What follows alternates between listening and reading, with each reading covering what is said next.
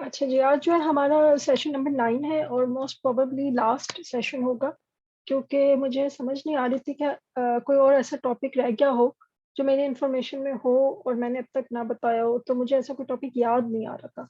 लेकिन just in case अगर मुझे कोई और चीज़ याद आई, तो फिर हम 1 सेशन या 2 सेशंस और कर लेंगे, या अगर आप लोगों के माइंड में कोई स्ट्रॉन्ग किस्म के क्वेश्चंस हैं जो लाइक टेक्स्टिंग में सॉल्व नहीं हो सकते, तो फिर हम सेशन कर लेंगे, इंटरैक्टिव सेशंस रख लेंगे। अदर देन दैट मुझे फ़ील हो रहा था कि आज का हमारा लास्ट सेशन होगा, ठीक है? आज का सेशन जो प्राइमरीली बेस कर रहा है ना, वो ग्रामर के ऊपर बेस कर रहा है। और लेकिन मुझे ख़्याल आया था कि हमें ना ईमेल पैटर्न्स जो हमने उस दिन डिस्कस किए थे, जब मैं आप लोगों को अपनी एक ईमेल दिखा रही थी, तो मुझे रियलाइज़ हुआ कि हमने सिर्फ़ एक ही टाइप की ईमेल डिस्कस की हुई है, हमने बाकी ईमेल के जो पैटर्न्स हैं, उनको डिस्कस नहीं किया हुआ। पैटर्न से मुराद ये है जिस तरह की ईमेल्स लिखी जाती है बिज़नेस कम्युनिकेशन में, उसमें जो बाकी पैटर्न्स हैं, वो हमने डिस्कस नहीं किए, तो मैंने सोचा कि हम उसके ऊपर भी क्विक रन कर लेते हैं।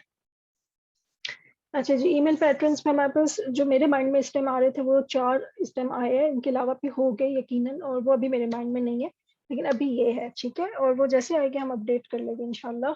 सो सबसे पहला जो है वो कवर लेटर है। कवर लेटर आप लोगों को पता है कि कवर लेटर में अगर आप ईमेल के थ्रू किसी जॉब पे अप्लाई कर रहे हैं ना, तो फिर आप जो हो कवर लेटर लिख सकते हो।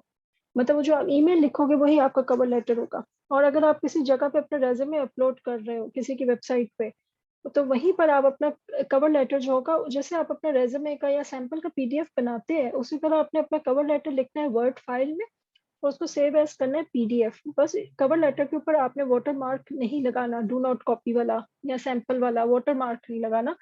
लेकिन आप कवर लेटर भी की पीडीएफ भी बना सकते हो और उसको आप अपलोड करोगे अपने रेज़्यूमे के साथ। अगर उन्होंने कवर लेटर माँगा हो, वैसे कहा जाता है कि कवर लेटर भेजना चाहिए, अच्छा इंप्रेशन होता है। कवर लेटर जो है इसके बारे में जो उस दिन वाली ईमेल की एग्ज़ाम्पल थी वो बेसिकली कवर लेटर था, ठीक है? आपने कवर लेटर को एग्ज़ैक्टली लिखना होता है उस जॉब के हवाले से जिस जॉब पे आप अप्लाई कर रहे हो। तो अगर आप राइटिंग का कर रहे हो, आप राइटिंग की सारी डिटेल्स लिखोगे, जिस तरह के कंपनी या वेबसाइट के लिए आप अप्लाई कर रहे हो, उसका जो बिज़नेस मॉडल है या उसकी जो रिक्वायरमेंट्स है, उसको माइंड में रखते हुए आपके पास अगर कोई ऐसी स्किल है, जो उसके साथ मैच करती है, तो उसको ज़रूर ज़िक्र करना है, ठीक है? अच्छा, ये हो गया, ये मेन चीज़ है कवर लेटर के बीच में। कवर लेटर बेसिकली ये बताता है कि आप रेज़्यूमे ना भी खोलें ना, आप अगर मेरा कवर लेटर पढ़े, तो आपको मेरे बारे में थोड़ा-सा आइडिया हो जाए कि ये एक ऐसी बंदी है। हमेशा जो है छोटे सेंटेंसेस लिखें, ठीक है?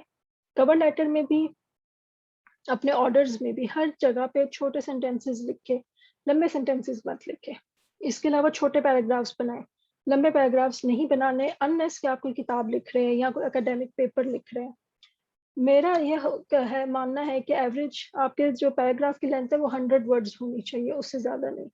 क्योंकि उससे ज़्यादा एक्चुअली जब पैराग्राफ लिखा जाता है, एक पैराग्राफ में आपने एक ही पॉइंट डिस्कस करना होता है। एक पॉइंट के ऊपर 100 वर्ड्स मोर देन इनफ होते हैं। इससे ज़्यादा किसी भी पॉइंट के ऊपर इन्फॉर्मेशन नहीं मिलती है नॉर्मली। तो अगर आप 100 से ज़्यादा लेके जाएँगे तो क्या होगा कि वो टॉपिक खींचेगा, और जितना वो टॉपिक खींचेगा या फैलेगा, उतना ही वो डाइल्यूट हो जाएगा। आप एक ही चीज़ को बार-बार रिपीट करने लग जाओगे, ठीक है? तो इसलिए बहुत बेहतर होता है कि आप 100 वर्ड्स के ऊपर एक पैराग्राफ लिखो और इसको क्रॉस नहीं करो, और 100 वर्ड्स के जो पैराग्राफ आप लिख रहे हो, उसके अंदर छोटे-छोटे सेंटेंसेस आपने लिखने हैं। अच्छा जी, जो सेकंड ईमेल का पैटर्न है वो रिक्वेस्ट का पैटर्न है। आप जो हो अपनी कंपनी को, अपने क्लाइंट को ईमेल भी लिख सकते हो, इसी तरह आप अपने क्लाइंट के साथ बेसिकली टेक्स्टिंग भी कर सकते हो। लाइक मेरे जब मैं काम कर रही थी, तो मेरी मोस्टली टेक्स्टिंग पे ही बात होती थी, स्काइप पे या व्हाट्सएप पे, ठीक है? तो आप टेक्स्टिंग भी करते हो। जब आप टेक्स्टिंग कर रहे हो तो इसका मतलब ये नहीं है कि अब आप प्रोफेशनल नहीं रहे हो, ठीक हो? ठीक है, आप तब भी प्रोफेशनल ही हो। तो आपने टेक्स्टिंग भी करनी है तो उसको प्रोफेशनल मैनर पे करनी है, उसको एज़ अ फ्रेंड नहीं करना, ठीक है? तो आपने रिक्वेस्ट आप कब माँग करते हो, रिक्वेस्ट आप तब करते हो जब आप उनसे कोई चीज़ माँग रहे हो। जैसे अगर आपने कोई काम करना है, उस क्लाइंट का कोई काम करना है और उस काम के लिए आपको किसी डॉक्यूमेंट की ज़रूरत है, किसी किस्म की इन्फॉर्मेशन की ज़रूरत है, जो क्लाइंट ने नहीं प्रोवाइड की हुई फर्स्ट स्टेप पे, तो आप उसके लिए रिक्वेस्ट करोगे। तो एक जो है हमारे पास ये ईमेल का पैटर्न होता है। अच्छा, जब आप रिक्वेस्ट करते हो तो उसका जो फॉर्मल तरीका है वो हम अभी डिस्कस कर लेते हैं।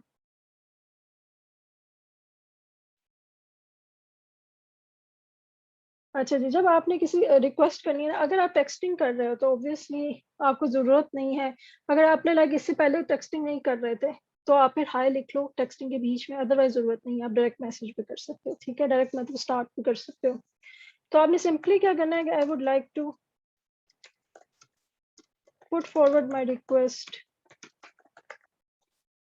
टू, ठीक है। अब आपको आगे से जो भी उससे इंफॉर्मेशन चाहिए, जैसे to provide me with the required information, ठीक है। ये आप लिख सकते हो, यहाँ लिख सकते हो कि I would like to have this and this document from your end to complete the task in a timely manner, ठीक है। जो मतलब रिक्वेस्ट ईमेल्स होती है या मैसेजेस होते हैं वो टू द पॉइंट होते हैं, आपने एग्जैक्टली उसमें बताना कि ये चीज़ मुझे चाहिए, ठीक है। और अगर आपको फॉर एग्जांपल 2 या 3 चीज़ें चाहिए तो फिर आप जो हो इसकी लिस्ट भी बना सकते हो। I would like to have the following documents, ठीक है। और हमेशा आपने जब डॉक्यूमेंट्स वगैरह मांगने हैं उनको 1 2 3 करें, उससे होता है कि क्लाइंट को पता चलता है कि अच्छा मुझे 3 चीज़ें प्रोवाइड करनी है, वो 3 चीज़ें ढूंढेगा। अगर आप डॉट्स लगाएंगे तो वो मतलब उसके माइंड में वो नंबर नहीं बैठेगा, तो हो सकता है कि वो कोई एक आध चीज़ मिस कर दे। तो हमेशा जब आपने कोई चीज़ मांगनी है या अगर आप कोई चीज़ डिलीवर कर रहे हो, फॉर एग्जाम्पल आपने 3 डॉक्यूमेंट्स उस बंदे को भेजने हैं, तो भी आपने जो है हमेशा ही लिखना है कि आपने 1 2 3 करके लिस्ट बनानी है। और अगर आप डॉक्यूमेंट भेज रहे हो तो आपने सिंपली लिखना है कि I have attached the following documents with this email लिख लो, अगर नहीं भी लिखना तो भी इट्स ओके, ठीक है। I have attached the following documents, नीचे जो है आप अपने डॉक्यूमेंट्स के नाम लिखोगे, ठीक हो गया। और उसके नीचे लिखेंगे काइंडली फाइंड द अटैच्ड, ठीक है। बस ये आपकी ईमेल होगी, जब आप उनको कोई काम करके भेज रहे हो तो आपकी ये ईमेल होगी। और यहाँ पे आपने क्या करना है कि अपने डॉक्यूमेंट की टाइप लिखनी है। और मैं मोस्टली क्या करती थी, मैं अपने डॉक्यूमेंट का नाम उसके टाइप के हिसाब से ही रखती थी। जैसे फॉर एग्जांपल एक क्लाइंट है, उस क्लाइंट ने मुझे 3 काम लिखने को दिए, उनमें से एक काम जो है वो फॉर एग्जांपल किरायानामा है, दूसरा काम जो है वो है हमारे पास सामान की लिस्ट है, और तीसरा जो है वो है हम लोगों के पास घर का बिजली का बिल है फॉर एग्जांपल। अब मैंने ये 3 चीजें उस बंदे को भेजनी है, तो मैं क्या करूँ कि मैं पहली फाइल जो कि मेरे पास बिजली का बिल है, तो मैं उसका नाम लिखूंगी इलेक्ट्रिसिटी बिल, ठीक है। तो मैं यहाँ पे भी इलेक्ट्रिसिटी बिल ही लिखूंगी उसका नाम, ठीक है। और ब्रैकेट में मैं हमेशा उसकी टाइप लिखती थी, जैसे अगर मैंने पीडीएफ लगाई है तो मैं ब्रैकेट में लिखती थी पीडीएफ। अब सेकंड नंबर पे मैंने उसको लिस्ट ऑफ घर का सामान है, तो मैंने सेकंड नंबर पे लिस्ट लिख दी, और ब्रैकेट अगर वो पीडीएफ है तो मैंने पीडीएफ लिख दी वरना वर्ड, ठीक है। और लास्ट में अगर मेरे पास किरायानामा है तो मैंने उसको रेंट एग्रीमेंट लिख के ब्रैकेट में वर्ड या पीडीएफ जैसे भी है। ये मेरा अपना तरीका था चीज़ें भेजने का, तो मैं हमेशा इस तरह से लिस्ट बना के उनको डॉक्यूमेंटेशन की लिस्ट भेजती होती थी, ठीक हो गया। तो ये हमने एक और टाइप अभी कर ली डॉक्यूमेंटेशन की, कि जब आपने सॉरी डॉक्यूमेंटेशन की नहीं, इसको लिखते सबमिशन, जब आप सबमिशन करवा रहे हैं किसी चीज़ की, आप क्लाइंट को कोई चीज़ सबमिट कर रहे हैं तो उसकी है, ठीक हो गया। अच्छा जी, नेक्स्ट है हमारे पास इंफॉर्मेशन या अपडेट, ठीक है। ये भी रिक्वेस्ट की जैसी भी हो सकती है, लेकिन रिक्वेस्ट जो मैंने लिखा था पर्टिकुलरली मैंने लिखा था फॉर डॉक्यूमेंट्स, कि आप उनसे कोई डॉक्यूमेंट्स मांग रहे हैं, ठीक है। Okay, file type depends on clients requirement mean PDF और वर्ड। हाँ जी जोनेश, क्लाइंट जो है वो आपको कहेगा कि लाइक मुझे इसकी पीडीएफ चाहिए या मुझे इसका वर्ड फाइल चाहिए, ठीक है। तो वो डिपेंड करता है। और फॉर एग्जांपल जैसे आप आपने अगर वो बंदा जो है वो आपसे कोई इमेज मांग रहा है तो ऑब्वियसली वो पीडीएफ के फॉर्म में होगा, ठीक है। वो मतलब वर्ड के फॉर्म में हो ही नहीं सकता, तो वो पीडीएफ के फॉर्म में ही जाएगा, ठीक है। लेकिन वैसे अगर क्लाइंट कहेगा तो आपने उसको करके देना होता है। अच्छा जी, सबमिशन की भी बात होगी, रिक्वेस्ट फॉर डॉक्यूमेंट्स होगी। अब हम डिस्कस करेंगे इन्फॉर्मेशन या अपडेट, कोई भी ऐसी ईमेल जिसमें जो है ना आप कोई इन्फॉर्मेशन मांगने वाले हो, कोई अपडेट मांगने वाले हो, तो उसमें आपने सिंपली ये लिखना है कि I would like to have the following information, ठीक है। और फिर आपने सिंपली इन्फॉर्मेशन नीचे, अगर आपने उससे कोई क्वेश्चन कर रहे हैं तो आप वो यहाँ पे लिख देंगे। अच्छा एक सेकेंड, हाँ ठीक है। इन्फॉर्मेशन और अपडेट जो थी, सॉरी मैं गलत कर गई हूँ, मैंने अपने क्लाइंट से इन्फॉर्मेशन ही मांगनी, बेसिकली आप क्लाइंट को अपडेट देने वाले हो या आप क्लाइंट को कोई इन्फॉर्मेशन प्रोवाइड करने वाले हो। इसमें जो मेन बात है वो ये है कि अगर आप क्लाइंट को लिखने वाले हो कि मैंने ये काम कर लिया है, तो आप उसे सिंपली लिखोगे कि I would like to update that I have completed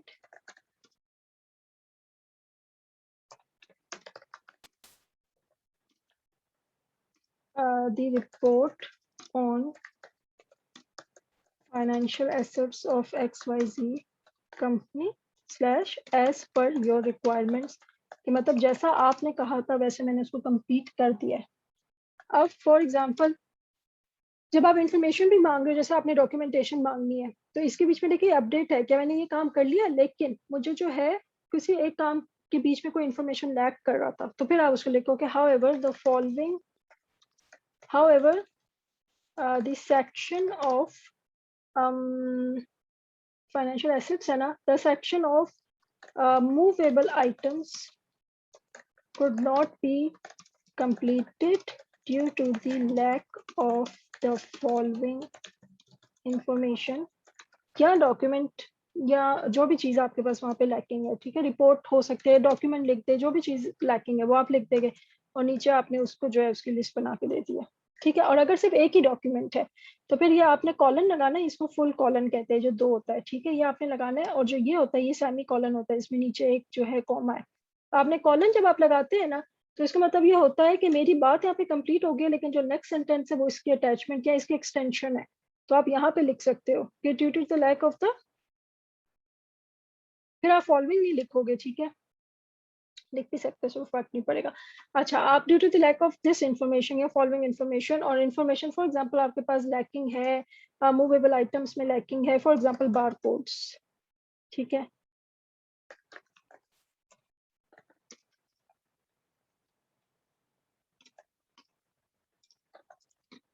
तो ये आपका सेंटेंस कंप्लीट हो जाएगा। फिर आप नीचे सिंपली लिखोगे please provide the above mention, मतलब के ऊपर जिनके बारे में जिक्र हुआ है, इंफॉर्मेशन ऑन ASAP बेसिस, ठीक है। इसका मतलब as soon as possible basis पे, मतलब आप जितनी जल्दी आपके लिए मुमकिन उतना मुझे भेज दें, रिगार्ड्स, ठीक हो गया। सो ये हमारे पास होगी ये ईमेल। बेसिकली आपने ईमेल में कोई एक्स्ट्रा बात नहीं लिखनी है, पहली बात।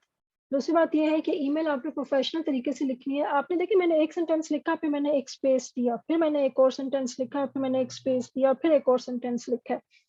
और ईमेल्स में सेंटेंसेस मोस्टली लंबे होते हैं, ठीक है, क्योंकि आपने पूरी बात एक सेंटेंस में बस मतलब आप कंप्लीट करना चाह रहे होते हो, तो वो थोड़े लंबे होते हैं। जब आपने असाइनमेंट्स करनी है तो आपके सेंटेंसेस इससे हाफ होने चाहिए, मतलब ये रिपोर्ट तक एक सेंटेंस इतने लफ्जों का एक सेंटेंस होना चाहिए, ठीक है।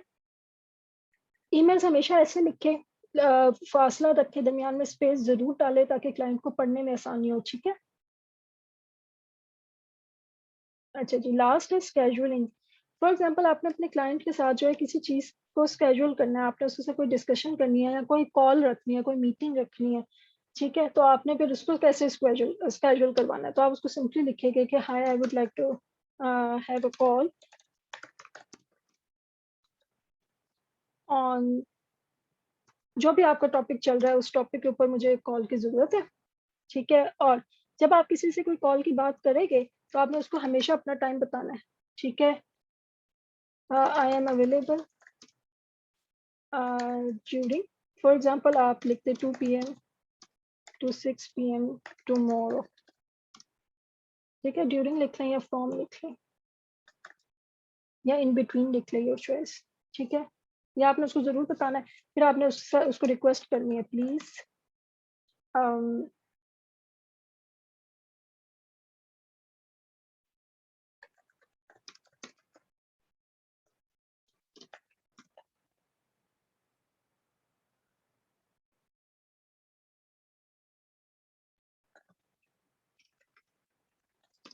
ठीक होगा। आपने सिंपल उसको ये लिखना है और नीचे लिखे थैंकिंग इन एंटिसिपेशन में लिख सकते हैं, लेकिन बहुत ज्यादा फॉर्मल हो जाएगा तो सिंपली नीचे लिख दे रिगार्ड्स, ठीक हो गया। तो आपने इसी तरह अगर फॉर एग्जांपल आप उसको मैसेज कर रहे हैं तो आपने सिंपली उसको लिखना है I would like to have a call on this, ठीक है। दिस में जब मैं दिस कह रही हूँ तो आपने जब बात लिखनी है कि आपने किस टॉपिक पे बात करनी है, फिर आपने उस पर सिंपली ये लिख देना है, ठीक है, कि मैं कल टुमारो में भी आप इवन ये भी लिख सकते हो कि I am available right now, ठीक है, I am available for the call right now. अगर आप हो उस टाइम पे अवेलेबल तो आप उस टाइम भी लिख सकते हो, ये भी लिख सकते हो कि I am available for the call till 8 PM tonight, कि आज रात को 8 बजे तक आप मुझे कॉल कर सकते हैं, ठीक है। इस तरह आप उसको ईमेल्स लिख सकते हो। अच्छा जी, ये हमारे ईमेल्स या कम्युनिकेशन वाली जो पार्ट थी वो कंप्लीट हो गया। ठीक है, अब हम डिस्कस करते हैं अपने टेंसेस। टेंसेस में जो सबसे इम्पोर्टेंट बात है वो ये है कि आपने, देखिए, इंग्लिश जो है वो सब लोगों को आती है। ठीक है, टेंसेस का सबको पता है कि ये पास्ट है, प्रेजेंट है, ये फ्यूचर है। कुछ टेंसेस है जो थोड़े कॉम्प्लिकेटेड होते हैं और कुछ टेंसेस होते हैं जो बहुत स्ट्रेट फॉरवर्ड और आसान होते हैं। आपने हमेशा कोशिश करनी है कि आपने स्ट्रेट फॉरवर्ड और आसान लैंग्वेज में अपनी बात लिख के देनी है। ठीक है, मैं हमेशा आप लोगों को कहती हूँ कि लाइक आपके टाइम के साथ वोकेबलरी बनेगी, आप सिनोनिम्स उठा के डालते हो, आपकी वोकेबलरी बनती है और आप मोटे-मोटे लफ्ज़ सीख जाओगे, लेकिन इसका मतलब ये हरगिज़ नहीं है कि आपने हर जगह मोटे-मोटे लफ्ज़ डालने हैं। ठीक है, जहाँ पे ज़रूरत हो सिर्फ़ वहाँ पे डालो और जितना मुमकिन हो उतना आप आसान और ईज़ी लिखिए, अनलेस कि क्लाइंट ने आपको कहा हो कि मुझे बहुत फैंसी किस्म की अंग्रेज़ी में जो है ये ऐसे चाहिए। ठीक है, या स्ट्रॉन्ग वोकैब्युलरी के साथ चाहिए। वो रिक्वायरमेंट है, फिर आपने वो रिक्वायरमेंट पूरी करनी है। जब आप लोग पैराफ्रेज़िंग कर रहे होते हैं, जैसे आप जो है ब इंटरनेट से कोई भी जो है वो उठाते हैं, अ कोई भी आप जो है ब्लॉग उठाते हैं, ठीक है? आपने कोविड-19 पे आपने ब्लॉग लिखना था, आपने यहाँ से जो है ये ब्लॉग उठा लिया। ओके, आईएमएफ इसको छोड़ दें। अच्छा जी, आपने जो है ना ये एक ब्लॉग उठा लिया आईएसक्यूए का, ठीक है?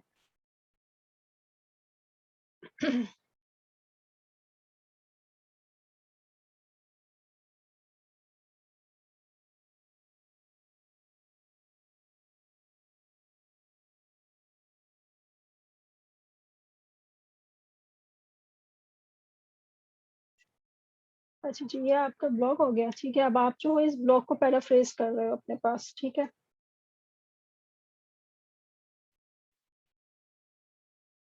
जब आप पैराफ्रेज़ कर रहे हो, तो आपने क्या करना है, आपने इस टेंस को फ़ॉलो करना है जो इसमें लिखा हुआ है, ठीक है?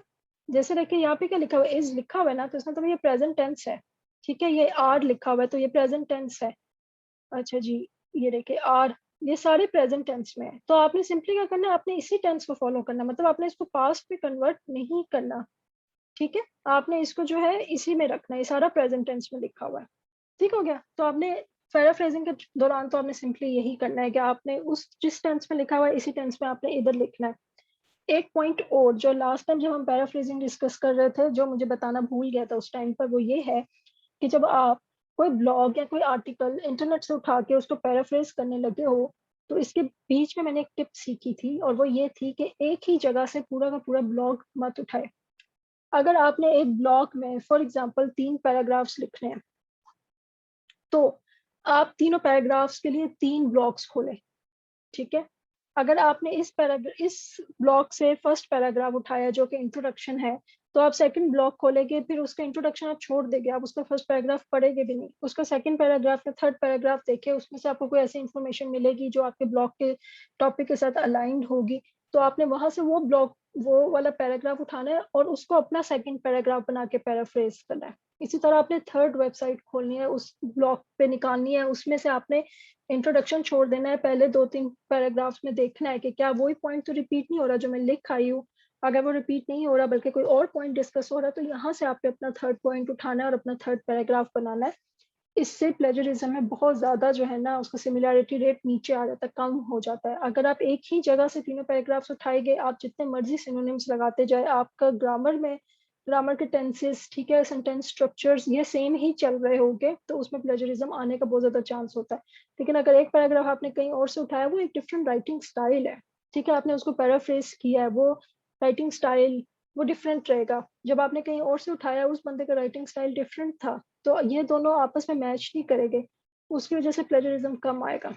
तो ये आपने हमेशा याद रखना है, ठीक है? हमेशा इसी तरह अगर आप फॉर एग्ज़ाम्पल 5 पेजेज़ का असाइनमेंट कर रहे हैं, 5 पेजेज़ के असाइनमेंट में आपके पास 4 हेडिंग्स हैं, तो आपने एक हेडिंग के अंदर अगर 4 पैराग्राफ्स लिखने हैं, तो उस एक हेडिंग के लिए आपने 4 वेबसाइट्स खोलनी है, 4 जगह से इन्फॉर्मेशन उठानी है, ठीक है? नेक्स्ट हेडिंग के लिए अगर आपने 5 पैराग्राफ्स लिखने हैं, तो आपने न्यू 5 वेबसाइट्स खोले और वहाँ से निकालें।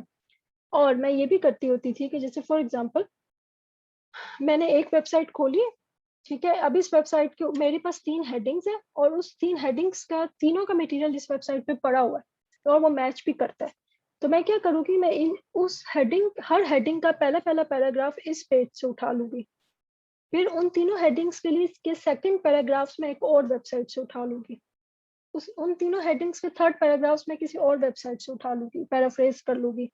अब क्या होगा, फर्स्ट पैराग्राफ मेरा इस वेबसाइट का था, उसमें अगर कोई पैटर्न फील भी किया है सॉफ्टवेयर ने और वो प्लेज में आ भी रहा है, तो सेकंड पैराग्राफ पे जाते साथ ही वो इस वेबसाइट से डिस्कनेक्ट हो जाएगा, तो प्लेज आना वहाँ पे बंद हो जाएगा, क्योंकि सेकंड पैराग्राफ मैंने किसी और वेबसाइट से रखा था।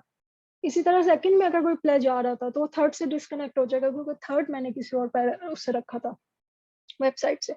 और फिर इसी तरह मैं जब फोर्थ पैराग्राफ आएगा, सेकंड हेडिंग के अंदर जो फर्स्ट पैराग्राफ है वो मेरा फिर इस वेबसाइट से होगा, लेकिन वो पीछे वाली से डिस्कनेक्ट हो गया, तो इस तरह भी प्लेज जो है वो कम आता है। ठीक हो गया। अच्छा जी, तो एक तो ये बात हो गई कि आपने वही टेंस रखना है जो जहां से आप पैराफ्रेज कर रहे हो। ऑल्सो अगर आपने एक जगह से पैराफ्रेज किया और वो पास्ट में बात कर रहा है किसी इवेंट की, तो नेक्स्ट पैराग्राफ ऑटोमेटिकली आप पैराफ्रेज करो, उसको पास्ट में रखो। अगर आपको कोई ऐसी वेबसाइट मिली है जिन्होंने प्रेजेंट में लिखा हुआ है, तो फिर आप उसको पास्ट में कन्वर्ट करोगे, क्योंकि अच्छा अब मैं बताती हूँ जोनिश, एक सेकेंड।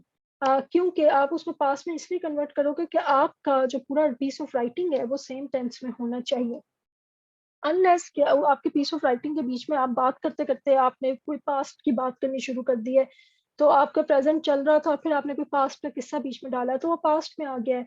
इसी तरह अगर आपने कोई बात की है जो प्रेजेंट में चल रही है, फॉर एग्जाम्पल आप कह रहे हो अफगानिस्तान में ये हो रहा है, ये हो रहा है, ये हो रहा है, ये सारा प्रेजेंट है, लेकिन इसको देखते हुए ऐसा लगता है कि ऐसा होगा, अब ये होगा, वो होगा, तो आपने यहाँ तक प्रेजेंट की बात की और फिर आप फ्यूचर में चले गए हो। ठीक है, तो अब लेकिन बस इन चीजों का अपने ख्याल रखना है कि जब आप ये कह रहे हो ना अफगानिस्तान में ये हो रहा है, हो रहा है, हो रहा है, तो सारा प्रेजेंट रहना चाहिए, उसके बीच में पास्ट फ्यूचर मिक्स नहीं होना चाहिए। तो आपने हमेशा लिखते हुए अपने माइंड में इस चीज को रखना है कि आप जो बात कर रहे हो वो कौन सा टेंस है। अच्छा जोनेश, आप ये कह रही हो कि अगर हम सिनोनिम्स नेम नहीं लगाते बल्कि हम इसको अपने वर्ड्स में लिख देते हैं, तो इससे प्लेजरिज्म कम हो जाएगा, लेकिन इससे ग्रामर मिस्टेक्स बढ़ती है। जब हम अपने वर्ड्स में लिखते हैं ना, तो हम लोग थोड़ा जोश में आ जाते हैं और हमें ऐसे लगता है कि बस मतलब हमारे माइंड में जो कुछ आता जा रहा है हम बिल्कुल सही लिखते जा रहे हैं। लेकिन जब ये सब कुछ करने के बाद आप उस पैराग्राफ से दोबारा आप उसको रीड करोगे ना, तो आपको रियलाइज होगा कि इसमें बहुत सारी ग्रामर मिस्टेक्स हैं। तो ऐसे स्टूडेंट्स या ऐसे लोग जिन जो नई नई इंग्लिश लिखना स्टार्ट कर रहे हैं, ठीक है, जिनको लग रहा है कि उनकी इंग्लिश इतनी स्ट्रांग नहीं है, तो उन लोगों को मैं हमेशा यही मशवरा देती हूँ, क्या आप जब पैराफ्रेज कर रहे हो तो आप पैराफ्रेज करो। आपने अगर एक वेबसाइट खोली, आप उसमें से लिख रहे हो, तो आप उसको पैराफ्रेज करो। वो आपके ग्रामर को भी बचाता है। ठीक है ना, तो वो आपकी कम मिस्टेक्स करवाएगा। अच्छा जी, एक हमने बात कर ली है कि आप लोगों ने टेंसेस को कैसे मतलब रखना है, सेम सिंक में रखना है। आप लोगों ने जो है सेंटेंसेस अपने छोटे छोटे लिखने हैं। जो हमारे पास तीन टेंसेस है, पास्ट, प्रेजेंट एंड फ्यूचर, उसमें से हर एक का जो डेफिनेट या इनडेफिनेट टेंस जिसको कहते हैं, जो फर्स्ट टेंस होता है वो इजीएस्ट होता है, वो सिंपल जुमला होता है। ठीक है, जैसे for example I eat an apple. ठीक है, इसको पास्ट कर ले, आई एट एन एप्पल। इसको फ्यूचर कर ले, I will eat an apple. इतना सिंपल सेंटेंस है, इतना छोटा सा है। ठीक है, इसी तरह अगर आप कंटिन्यूस में चले जाओगे तो हो जाएगा I am eating an apple. ठीक है, I was eating an apple और I will be eating an apple. जो हमारे पास परफेक्ट टेंसेस है उसके बारे में एक बात आप याद रखें। अच्छा जी, ये हो गया हमारे पास simple tense and continuous tense. ये दोनों सबसे आसान टेंसेस है, इनमें लिखना आसान है। लेकिन अगर आप कंटिन्यूस टेंस में मुस्तकिल लिखी जाएगी ना, ठीक है, मुस्तकिल आप ये कहते जाएंगे कि ये हो रहा है, ये हो रहा है, होता रहेगा, होता रहा है, होता रहा है, होता रहा है, कहते रहेंगे, तो आपका जो मतलब पैराग्राफ है वो थोड़ा सा डल हो जाएगा। तो इसलिए टेंसेस के बीच में आपने स्विच करना है। मतलब आप अगर प्रेजेंट में लिख रहे हो तो आपने इन दोनों के बीच में स्विच करना है। ठीक है, जैसे फॉर एग्जाम्पल आप कहते हो, कहो कि अफगानिस्तान में बमबारी हो रही है, तो वो कंटिन्यूस हो गया, उससे लोग डरते हैं, तो ये आपका सिंपल टेंस हो गया। अगर आप लिखो अफगानिस्तान में बमबारी हो रही है, उससे लोग डर रहे हैं, उसकी वजह से खौफ व हरास फैल रहा है, तो ये ओवरऑल आपके पैराग्राफ को डल करेगा। लेकिन अगर आप लिखेंगे कि अफगानिस्तान में बमबारी हो रही है, उससे लोग डरते हैं, उससे बच्चों में खौफ व हरास फैलता है, या वो खौफ और रास फैलाने का सबब बनता है, तो ये मतलब थोड़ा ज़्यादा जैसे कहते हैं ना रीडेबल है, पढ़ने मतलब ऑडियंस की तवज्जो खींचेगा, तो आपने इस चीज़ का ख्याल रखना है। एक रूल जो बहुत इम्पोर्टेंट है वो ये है कि किसी भी सेंटेंस में हैड, हैव या हैज़, बिन के साथ जो है ना, मतलब had been, have been, has been, ये तीनों जो है अगर आ रहे हैं तो उस सेंटेंस के अंदर टाइम का ज़िक्र नहीं आ सकता, ठीक है? आप सिंपली ये लिखोगे आई हैड बिन देयर, ठीक है? ये नहीं लिखोगे I had been there at 7 PM. I had been there, it was 7 PM, ठीक है? हमेशा मतलब इससे क्वालिटी बढ़ेगी आपके काम की। आपने टाइम को और has been, have been, had been को एक सेंटेंस में इकट्ठा नहीं करना, ठीक हो गया? सेंटेंसेस आपने छोटे-छोटे लिखने हैं। मैं बार-बार इस चीज़ के ऊपर उनको मतलब एम्फसाइज़ करती हूँ कि सेंटेंसेस आपने छोटे-छोटे लिखने हैं। अच्छा, इसी तरह आपने अगर कोई ऐसा सेंटेंस है जिसके बीच में 2 एक्टिविटीज़ है, आप बता रहे हो कि मैं वहाँ पे गई तो और बारिश हो रही थी। अब इसके बीच ये 2 एक्टिविटीज़ है, एक आपका वहाँ पे जाना और एक बारिश का होना और इन 2 एक्टिविटीज़ को कनेक्ट किया हुआ है आपने एंड के साथ, ठीक हो गया? जब आपने एंड के साथ 2 एक्टिविटीज़ को कनेक्ट किया हुआ है, तो एंड के दोनों साइड के सेंटेंसेस जो है, वो एक तो दोनों अपनी ज़ात में कंप्लीट सेंटेंसेस है। मतलब अगर आप एंड हटाओगे और फुल स्टॉप लगा दोगे तो वो 2 अलग-अलग सेंटेंसेस बन जाएगा क्योंकि वो अपने ज़ात में कंप्लीट है। लेकिन इन दोनों सेंटेंसेस का टेंस हमेशा सेम होना चाहिए। अगर इन दोनों सेंटेंसेस का टेंस सेम नहीं है, फॉर एग्ज़ाम्पल ऐसा है कि मैं वहाँ पर गई और वो वहाँ पहले से मौजूद थी, ठीक है?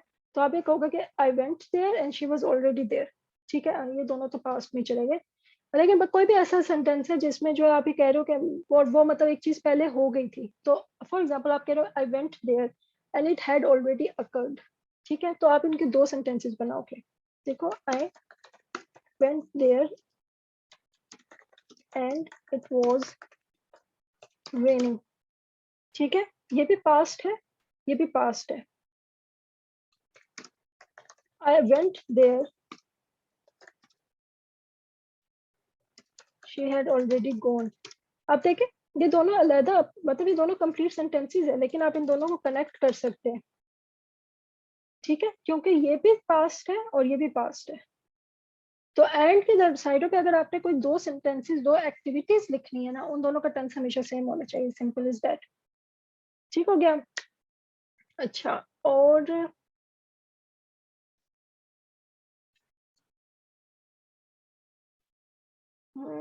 ठीक है। अच्छा जी, और मुझे आपको बताना था ग्रामर में,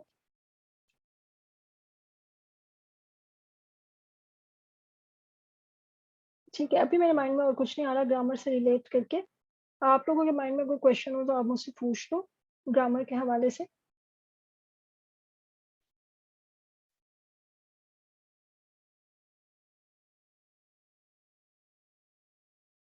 ये देखिए जैसे ये ब्लॉग है, इन्होंने भी देखिए कैसे छोटे-छोटे पैराग्राफ्स लिखे हुए हैं।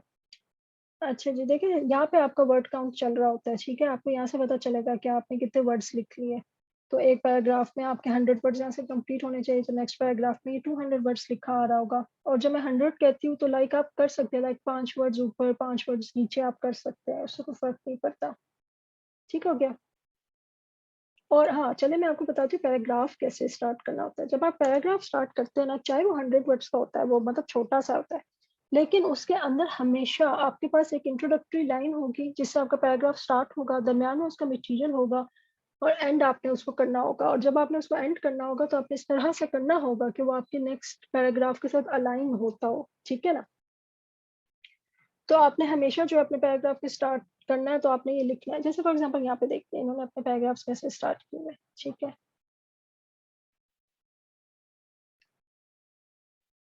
ओके, ये वाला ब्लॉग जो है ना इतना स्ट्रेट फॉरवर्ड नहीं है, जो मतलब हो ये थोड़ा-सा टेक्निकल किस्म का है। तो हम कोई पर्सनल ब्लॉग्स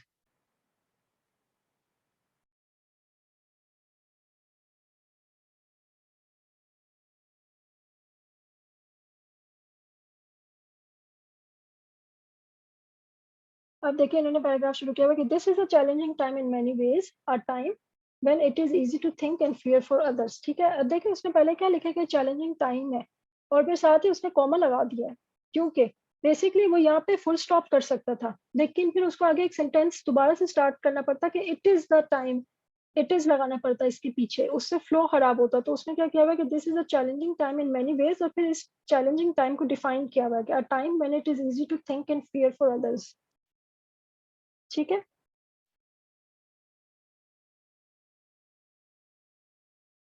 अच्छा जी, last week I dropped off food and spoke. देखिए अब ये देखिए, last week I dropped off food, ये एक सेंटेंस था, फिर एंड आया and spoke to my elderly parents through a top floor window to try and keep them safe. और तो यहाँ पे एंड के बाद उसने जो सेंटेंस लिखा है वो और पीछे वाला सेंटेंस दोनों सेम जो है उसमें है आपके पास टेंस में। ओके, इससे मुझे एक और रूल याद आया, एक रूल है 2 and 4 का रूल है। ठीक है, जब आप टू लगाते हैं ना किसी भी चीज का, तो जब टू आ जाता है ना बीच में, टाइम के लिए टू नहीं कह रही कि मतलब for example from this to this, अगर आप ये कर रहे हो ना तो वो वाला टू मैं नहीं कह रही हूँ, लेकिन जैसा कि जैसे आप लिखना चाहेंगे कि आई वुड लाइक टू, ये वाला जो टू आ रहा है, ठीक है, तो आपने इसके बाद हमेशा टेंस की फर्स्ट फॉर्म लगानी होती है। ठीक है, for example I would like to call you, या I would like to meet up with you. ठीक हो गया, टू के बाद हमेशा सेंटेंस के बीच में आपके पास लगेगी इस वर्ड की फर्स्ट फॉर्म, और जब आप फोर लगाते हैं तो फोर के बाद हमेशा कंटिन्यूअस फॉर्म लगती है। ठीक है, तो ये हमेशा आएगा फॉर कॉलिंग यू, पीछे जो भी सेंटेंस है, इसी तरह का for meeting up with you. ठीक है, तो ये आपने याद रखना है इस चीज को, कि ये 2 and 4 का जो है ये बहुत इंपॉर्टेंट रूल है, इससे बेसिकली आपकी राइटिंग का भी क्वालिटी बढ़ती है।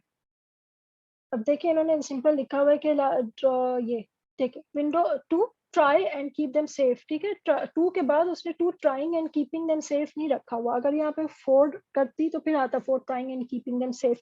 अगेन देखिए यहाँ एंड का वर्ड है, एंड से पीछे एक एक्शन है जिसमें उसने प्रेजेंट टेंस यूज किया हुआ है, तो उसने ट्राई लिखा हुआ है, एंड के बाद एक एक्शन है कीप का, तो उसने उसमें भी सेम सेम टेंस दोनों साइडों पे यूज किया हुआ है।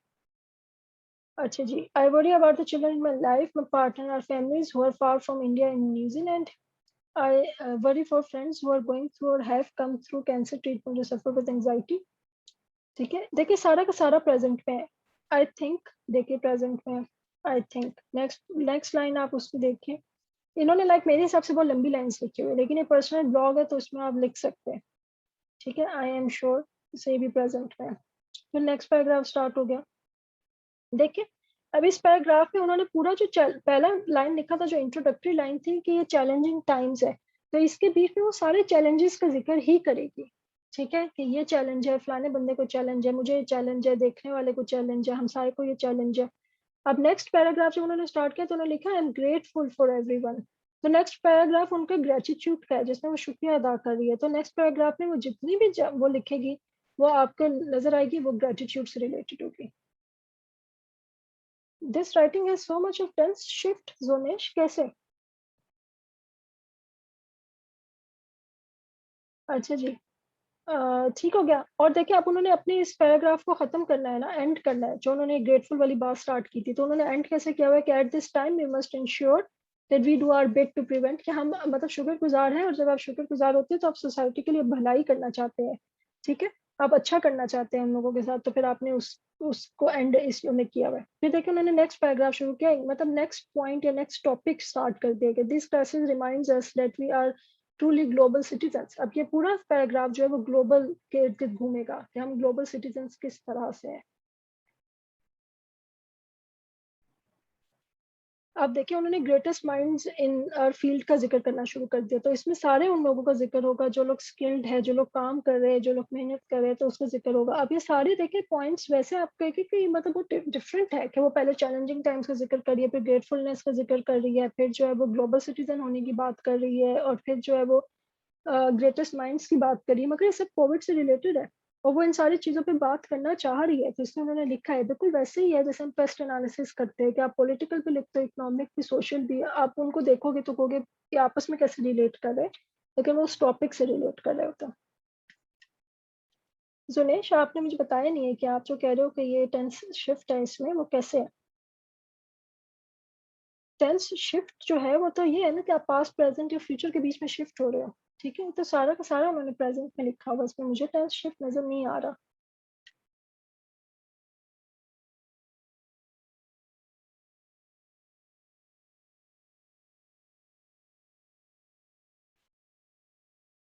ओके, ठीक हो गया दिनेश। अच्छा जी, तो ये मेरे माइंड में ग्रामर के बारे में पॉइंट्स है जो मैं आप लोगों को एक्सप्लेन करना चाह रही थी। स्टिल अगर किसी को लग रहा है कि उसको ग्रामर के बारे में और इन्फॉर्मेशन चाहिए या और प्रैक्टिस चाहिए, तो आप लोग मुझे ग्रुप में टेक्स्ट कर सकते हैं, तो यहाँ स्लाइडों के ऊपर क्वेश्चंस देख लेते हैं। तो ओके, एक क्वेश्चन हमारे पास, can we have a class on phrases we should use in writing in place of regular words like very much extra. ठीक है, आपको फ्रेजेस की जरूरत पड़ेगी, ठीक है, उससे भी आपके काम की क्वालिटी बढ़ती है। लेकिन फ्रेजेस जो है आपको टाइम के साथ साथ आपके फ्रेजेस बन जाएंगे। जब आप पैराग्राफ्स लिखना स्टार्ट करते हो ना, ठीक है, तो आपने सिंपली पैराग्राफ्स को अगले पैराग्राफ में कंटिन्यू करना होता है। फॉर्मल राइटिंग की बात कर रही हूँ, जैसे कि पर्सनल ब्लॉग्स वगैरह, इसमें तो यहाँ पे ये पॉइंट कंप्लीट हो गया। अब फॉर एग्जांपल आप कोविड के बारे में लिख रहे थे और आपने पैराग्राफ, आपका जो टॉपिक है वो नेगेटिव एस्पेक्ट्स ऑफ कोविड है, तो इसका मतलब हुआ कि आपने फर्स्ट पैराग्राफ में -1 लिखना है, सेकंड पैराग्राफ में आपने -2 लिखना है, थर्ड पैराग्राफ में आपने -3 लिखना है। ठीक हो गया। अब जो कि आपका पूरा का पूरा ब्लॉग ऊपर से नीचे तक जो आपका राइटिंग पीस है वो सारा का सारा नेगेटिव में ही जा रहा है, तो फिर आप इसको ऐसे कर सकते हो कि आपने -1 लिखा और -2 स्टार्ट करते वक्त आपने लिखा इन एडिशन, क्योंकि ये पहले वाले के साथ ऐड हो रहा है या पहले वाले ही की एक एक्सटेंशन है, वही टॉपिक चल रहा है। इसी तरह थर्ड में आप लिख सकते हो साइमल्टेनियसली, कि मतलब इसी काम के साथ साथ में। ठीक है, आप साइमल्टेनियसली लिख सकते हो, इन एडिशन लिख सकते हो। इसके अच्छा, अब फॉर एग्जांपल आपने को आपका टॉपिक ये है कि आपने नेगेटिव भी लिखना है और आपने पॉजिटिव भी लिखना है। अब आपने ये 3 नेगेटिव लिख लिए, अब आप आ गए +1 पे। आपने +1 लिखना है तो आपने लिखना है ऑन द कॉन्ट्ररी, कि मतलब जो हम ऊपर बातें करते आ रहे थे उसके बरअक्स। ठीक है, इसी तरह आप लिख सकते हो ऑन द अदर साइड। ठीक है, क्योंकि ये उसके बरअक्स है।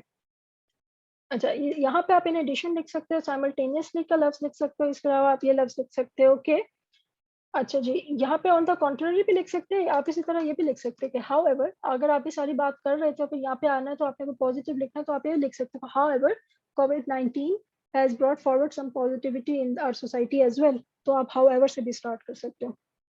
अच्छा, साइमल्टेनियसली लिख सकते हो या आप लिख सकते हो कि ऑन द सेम पाथ। ठीक है, ये भी लिख सकते हैं ऑन द। अच्छा, इसका बेस्ट तरीका जो ये है कि आप गूगल पे जाओ और गूगल पे जाके आप फ्रेजेस निकालें, बल्कि मैंने जो है ना कुछ फ्रेजेस निकाले थे। ओके,